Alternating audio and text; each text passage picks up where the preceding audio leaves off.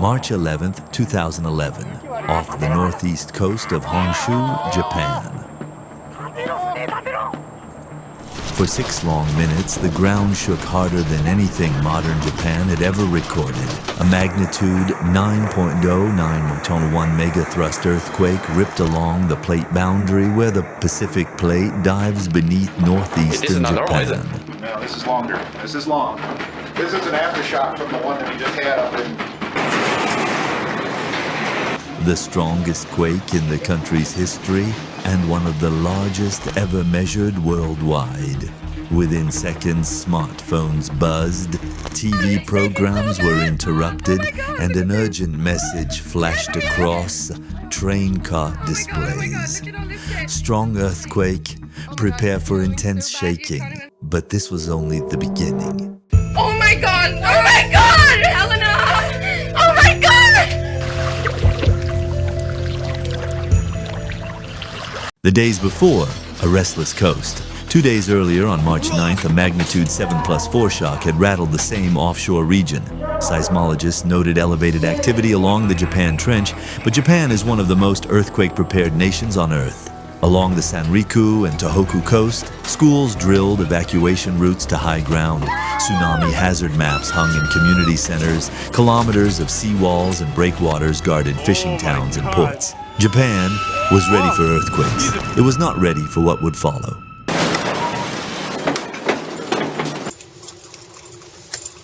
Fighting 46 to 15 in just 6 minutes that changed a nation. Hundreds of seismic stations lit up as shockwaves raced through the crust. High-rise buildings in Tokyo swayed violently, but modern engineering did its job. Many structures flexed instead of collapsing. As the shaking intensified, the Japan Meteorological Agency, JMA, issued rapid earthquake alerts. Shinkansen bullet trains slammed on their emergency brakes. Several nuclear reactors along the Pacific coast automatically shut down. Far offshore, the seafloor lurched upward by several meters. That sudden displacement pushed an enormous volume of seawater outward. Within minutes, deep ocean buoys would detect the passing swell. Within less than an hour, it would reach the coast of Tohoku. The first tsunami warnings. Almost immediately after the quake, JMA issued a tsunami warning. As updated data came in, the wording escalated. Major tsunami expected. Then for the first time in Japan's modern system, the highest category appeared, huge tsunami. Waves expected above 10 meters. Across the Pacific, U.S. and international tsunami centers triggered basin-wide alerts. Russia, Hawaii, the U.S. West Coast, Chile. Estimated arrival times rolled across operation screens. Hours to Hawaii, longer to California, but only minutes for Japan itself. On the Tohoku coast, people stepped outside after the shaking stopped. Some ran uphill immediately. They had been taught, if a strong quake strikes near the ocean, don't wait, go. Others hesitated, trusting seawalls they'd seen every day of their lives. The first massive waves slammed into the coasts of Iwate, Miyagi, and Fukushima prefectures. Field surveys and tide gauges later showed that in some narrow inlets, wave heights exceeded 30-40 meters. On the flat Sendai Plain, water would push 5 to 10 kilometers inland. The sea leapt over concrete seawalls, shredded fishing ports and coastal highways, turned cars, boats, and entire houses into battering rams. From space, satellite images captured the transformation. Dense towns and green fields in before images replaced by brown, mud-covered wastelands in the after. Whole districts simply vanished beneath a smear of wreckage. Sanriku, Miyagi, Iwate, towns erased. The intricate fjord-like Sanriku coast amplified the wave's height and force. Reports from the Japanese government and Red Cross later read like a roll call of devastation. In Rikuzen Takata, almost the entire downtown was swept away. A coastal forest of 70,000 pine trees, a beloved symbol of the city, was reduced to a single surviving tree that locals later named the Miracle Pine. In Minami Sanriku, town officials kept broadcasting tsunami warnings over loudspeakers until the water engulfed the town hall itself. The steel frame of the disaster management building became a stark memorial among the ruins. On the Sendai Plain, the ocean surged across farms and neighborhoods, leaving ships stranded far inland and rows of houses reduced to foundations. Roads, rail lines, and ports were shredded. Many coastal communities were cut off from the outside world for days. Fukushima Daiichi, 50 minutes later. At the Fukushima Daiichi nuclear power plant, Units 1-3 were operating when the quake struck. As designed, they automatically shut down, and diesel generators kicked in to power vital cooling systems. For a brief moment, it looked like the plant had ridden out the earthquake.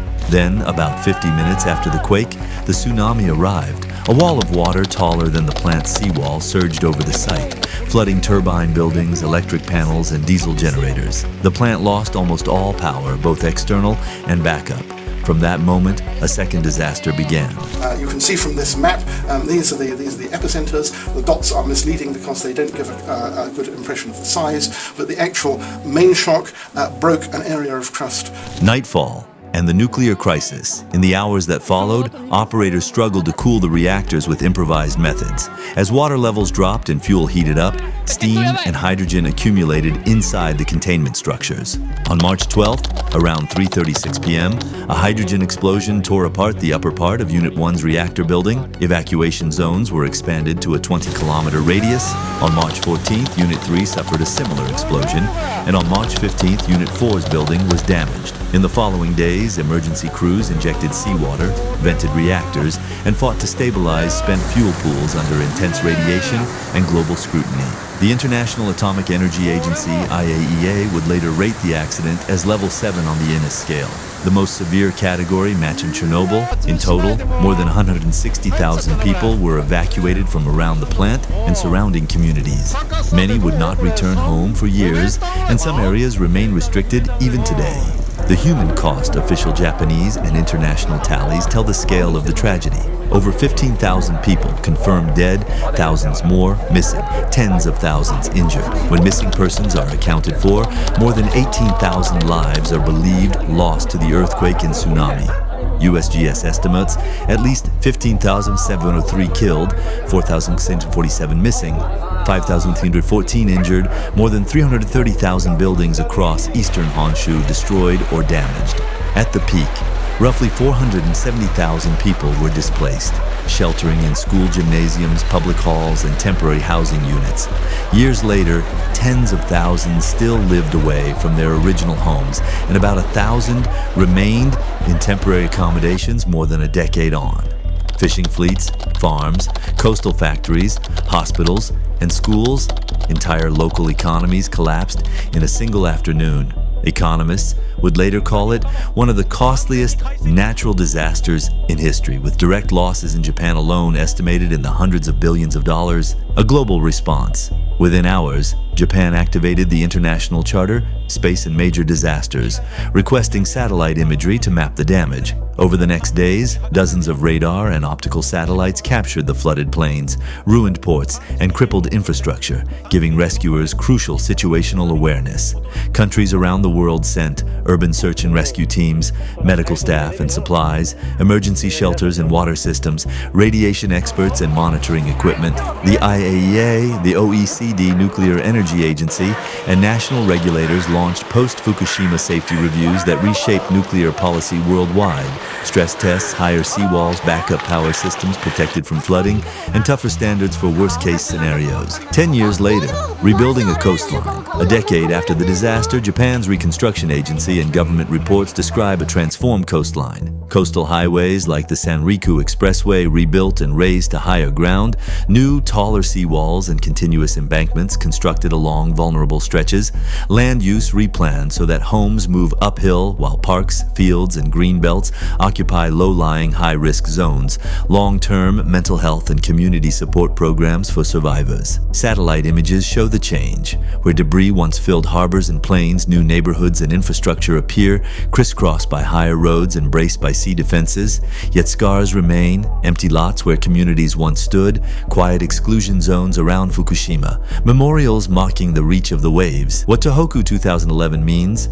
The 2011 Tohoku earthquake and tsunami is the strongest earthquake ever recorded in Japan and among the top few worldwide since 1900, one of the most powerful and destructive tsunami events of the modern era, the trigger for the most serious nuclear accident since Chernobyl. But behind the statistics are people, residents of Iwate, Miyagi, and Fukushima, who watched their towns disappear in minutes, Families separated in the chaos of evacuation, engineers and operators who fought night and day to contain the nuclear crisis, children who grew up in temporary housing, and communities that chose to rebuild in new forms on higher, safer ground. March 11, 2011 is a reminder of two truths at once: how a single day can devastate a country, and how decades of preparation, science, and hard-learned lessons can still save countless lives when nature delivers one of its most powerful blows.